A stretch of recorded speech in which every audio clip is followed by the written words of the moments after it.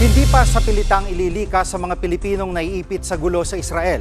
Ayon kay Pangulong Bongbong Marcos, nangunguna sa balita si News 5 Palace correspondent Maricel Alili. Maricel, anong gagawin ng gobyerno sa mga kababayan nating gusto nang umuwi?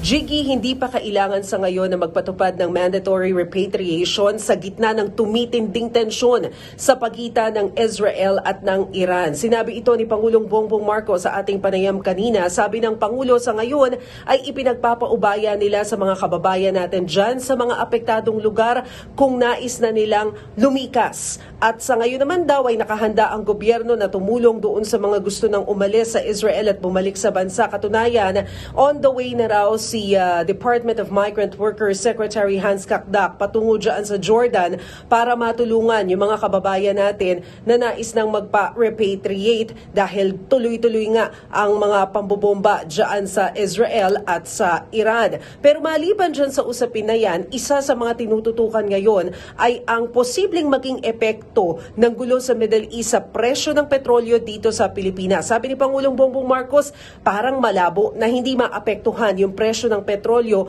lalo't mga oil-producing countries yung nangyayari dyan na involve sa tensyon. Pero ang sabi ng Pangulo, nakahanda naman daw ang pamahalaan na magbigay ng fuel subsidy para doon sa mga sektor na apektado ng oil price hike. Parang yung ginawa rin daw nung pandemya na nabigyan ng ayuda at ng tulong yung mga apektadong sektor. Naritong bahagi ng pahayag ni Pangulong Bongbong Marcos. We're starting already with the assumption that the oil prices will in fact go up, and I cannot see how it will not, because the Straits of Hormuz will then be blocked if it escalates.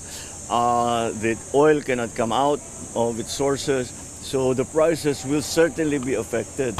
Jiggy, sa ngayon ay wala pang update ang Malacanang tungkol doon sa 17 local officials na naipit sa Israel matapos dumalo sa isang conference. Magbibigay na lamang daw sila ng detalye once na nakakuha sila ng karagdagang impormasyon. Jiggy?